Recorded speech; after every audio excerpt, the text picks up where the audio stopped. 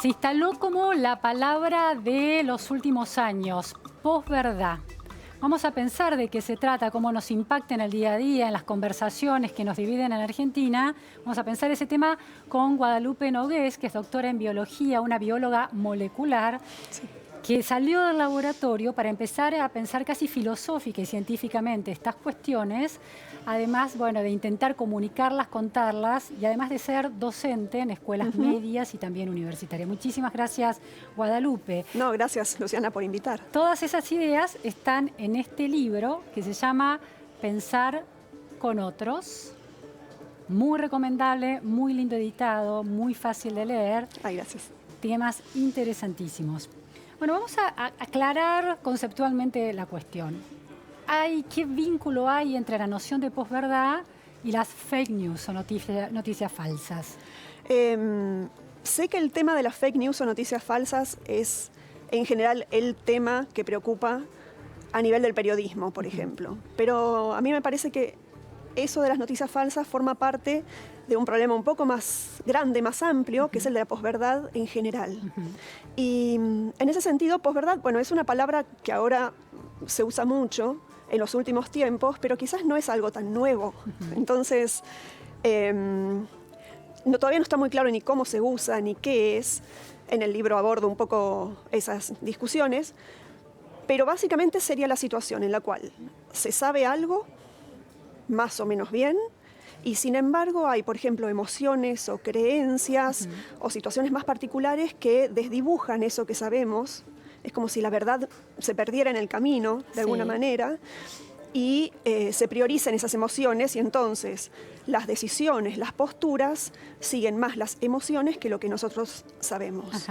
Y eso en noticias falsas lo vemos, pero lo vemos en un montón de otras situaciones, a veces mucho más cotidianas y de todos los ciudadanos. Es decir, la emoción versus la razón sería un primer eje para entenderlo. Sí, no me gusta el versus en un punto. Sí. Es una cosa más personal, pero cuando nosotros pensamos, si hay algo que sabemos ahora desde el punto de vista más de la neurociencia, es que no hay manera de pensar sin emoción. De hecho, hay personas que tienen algún problema y no pueden tener emociones y piensan muy mal. Entonces, todo el tiempo estamos razonando y abordando el mundo en una mezcla de pensamiento que llamamos racional, formado, científico, como querramos llamarlo, pero también emocional. El tema es cómo podemos manejarnos con esa complejidad como para entender si algo es verdad o no. Sí. Y ese problema es el que trato de abordar. Guadalupe, ahora, ¿se trata de las emociones ganándole a ese costado más racional del proceso del razonar? ¿O se trata de que hay una creencia en algunos momentos que no necesariamente parte de lo emocional, que oscurece la verdad? ¿Es la emoción la que oscurece la verdad o son las creencias previas lo que oscurecen la verdad? Es un poco de todo. Y no es solo eso, no es solo emociones y creencias. También tenemos, por ejemplo, un fenómeno que tampoco es reciente porque es muy propio de la humanidad, que es que somos grupos de personas y solemos encontrarnos con personas que piensan como nosotros. Y eso va generando un pensamiento grupal en el que estamos inmersos. Una burbuja. Es como una burbuja que es una burbuja social muy confortable en un punto y muy esperable que los seres humanos hagamos eso. Sin embargo, cuando estamos metidos en un pensamiento grupal, también a veces nos equivocamos sin darnos cuenta. Y eso también distorsiona para nosotros qué es verdad y qué no. Hay un montón de cuestiones que van como embarrando la cancha, digamos. Y en este sentido, el rol de las redes sociales, por ejemplo, Facebook o Twitter, para alimentar ese aislamiento y esa burbuja donde se reproducen nuestras propias creencias, aunque sean falsas, ha sido muy dañino, ¿no? Sí, bueno, tienen muchas otras ventajas también, pero en este eje son un problema que no estamos todavía sabiendo resolver. Porque todo esto que viene con la humanidad y viene, digamos, evolutivamente desde siempre, ahora está tan intensificado y es tan rápido que nunca vimos esto en la historia de la humanidad. Sí, Por si ejemplo, aparece una noticia en Facebook, creemos que es verdad Y ya está. y la compartimos La y se viraliza. y se viraliza y ya está. O sea, no volvemos de eso, es muy difícil. Y aparte hay otro tema. Ahora, antes, por ejemplo, una noticia falsa en una comunidad, por ejemplo, podía ser difundida tipo chisme de barrio, Sí. por decir algo. Y tenía un alcance limitado. Claro.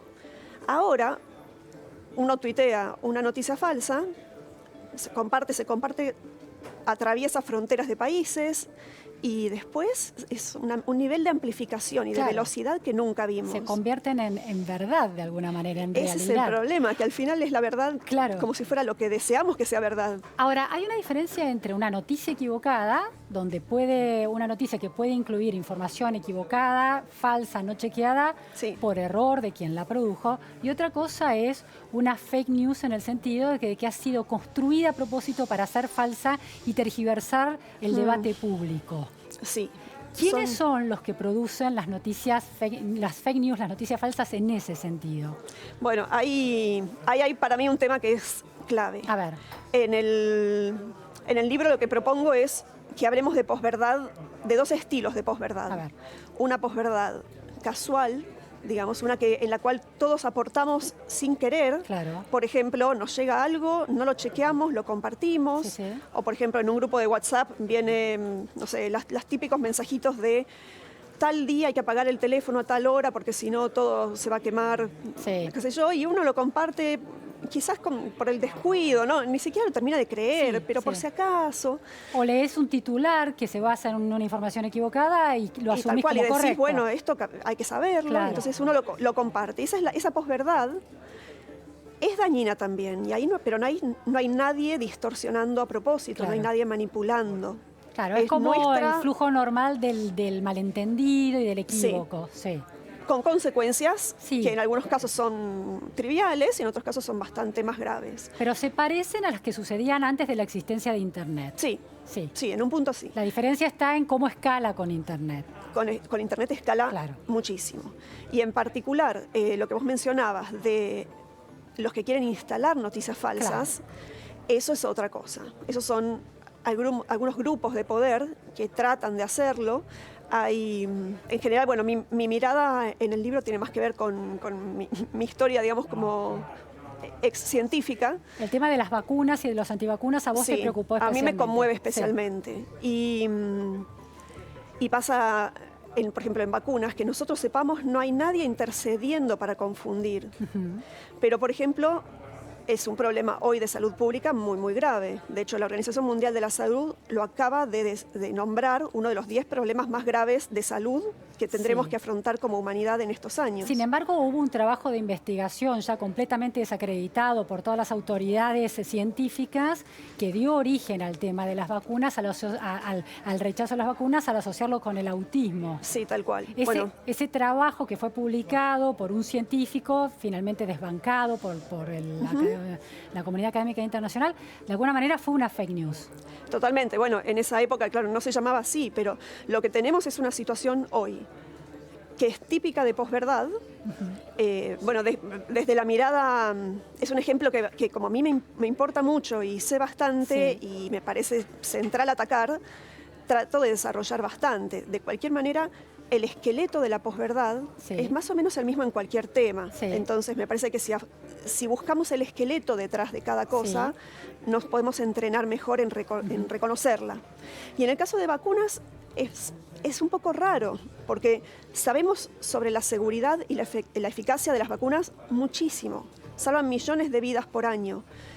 No hay dudas, puede haber alguna duda con algún lote, con alguna vacuna, alguna cosa muy particular, pero las vacunas son una maravilla. Ahora, pero hay algunas personas que dudan. Muchas. Y entonces rechazan las vacunas teniendo toda esta información. Entonces, tenemos una verdad, que es una verdad científica, en el sentido científico, digamos, de que a pesar de algunas, nunca la verdad es absoluta en ciencia, pero sabemos mucho.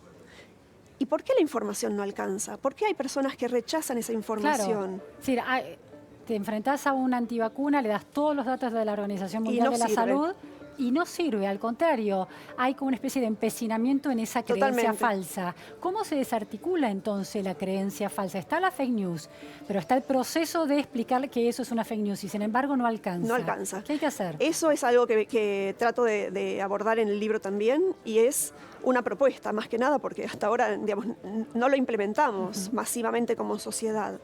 Pero primero reconocer, digamos, lo que sugiero es reconocer que, bueno, esto es un ejemplo que en mi caso particular no me ocurre, amo las vacunas y es algo a lo que le dedico mucho tiempo, comunicar sobre el tema de vacunas.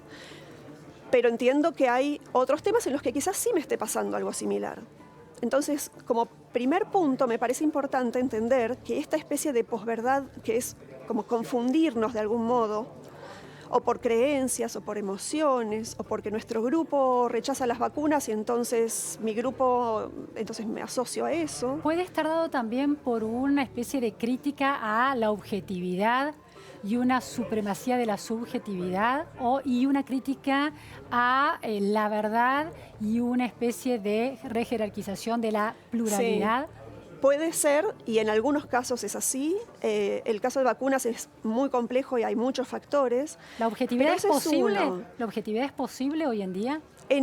Es posible en términos relativos, digamos.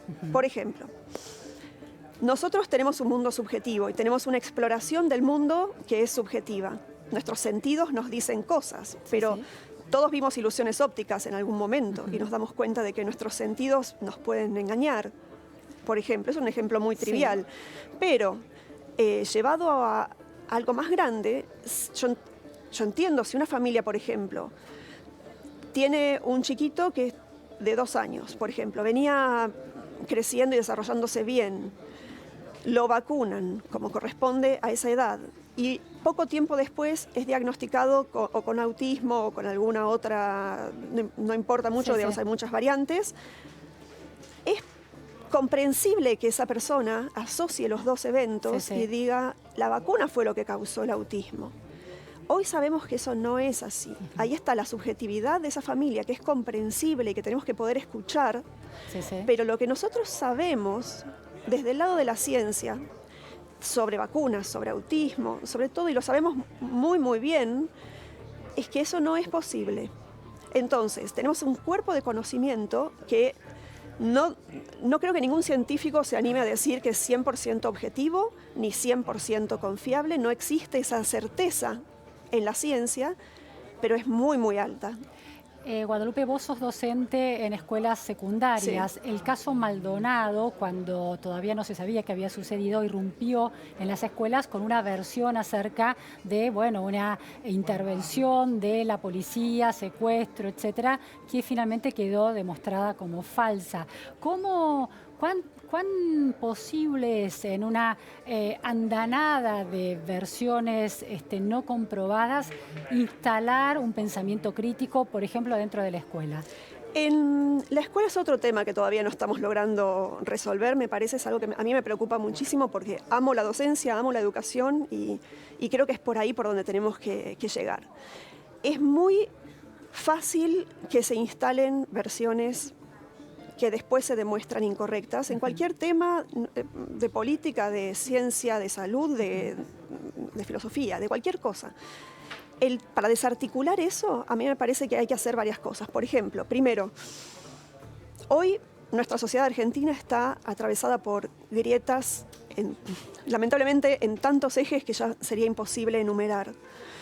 Por ejemplo, vacunas separa en 2 mundos distintos. Sí, sí. En temas partidarios, de política también. Ahora, esas grietas están ahí interfiriendo con la llegada de la información de la manera en la que puede tener impacto. Entonces, como primera medida, me parece que lo que tenemos que hacer es decir, es algo como muy emocional en un punto, que es, estamos todos juntos en esto, estamos todos juntos compartiendo este mundo, esta sociedad, tenemos que aprender a convivir mejor.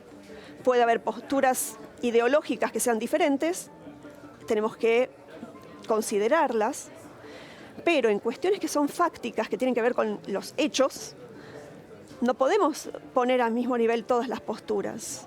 Entonces me parece que lo que hay que hacer es tratar de primero, despolarizarnos, como dejar de estar en los extremos y buscar conversar de una manera más genuina y exponiéndonos a posturas que no son la nuestra. ¿El dato logra, la evidencia y el dato logran matar el prejuicio y la creencia? En algunos temas sí, Hay que en intentarlo otros no. por lo menos. Sí, por supuesto. O sea, eso es una postura ideológica mía, quizás. Sí, sí, sí. Sí, siempre tenemos que tener el conocimiento y las evidencias como nuestro andamiaje a partir del cual vamos a sostener nuestros argumentos. Pero en la vida real, del contacto con otra persona, pasa algo diferente. Y es que todos nosotros creemos de nosotros mismos que somos seres racionales, informados, cultos, que nos importa la verdad. Y lo que dicen las investigaciones es un poquito más preocupante. Y es que en realidad podemos creer que nosotros tomamos la información y en base a eso adoptamos una postura. Sí.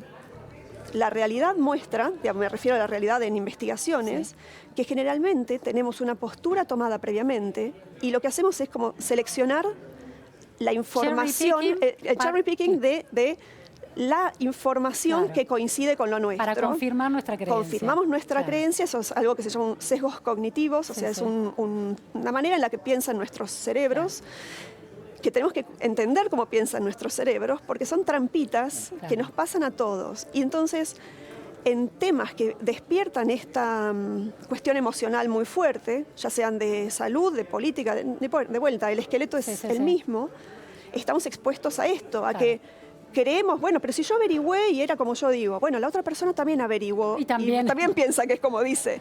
Sí, entonces, hay que desconfiar de uno mismo y ser muy honesto. Primero de uno mismo. Claro, claro. O sea, nunca vamos a poder entablar una conversación, sí, genuina con otra persona si nosotros no estamos dispuestos, digamos, introspectivamente, sí, a hacer, sí, un análisis de qué es lo que a mí me motiva, qué es lo que a mí me gusta. Sí, sí. Si yo escucho una noticia, es posible que la acepte más rápidamente si concuerda con lo que yo, claro, ya pensaba. Pero será verdad, claro, dudar. Pensamiento crítico. Y claro, eso es el pensamiento empezar crítico. Por nosotros. Por nosotros, sí. Muchísimas gracias, Guadalupe. No, muchas gracias, Luciana. Camino difícil, pero bueno, hay que intentarlo. Pero hay que empezar. Hay que empezarlo. Muchas gracias. Gracias. Vamos a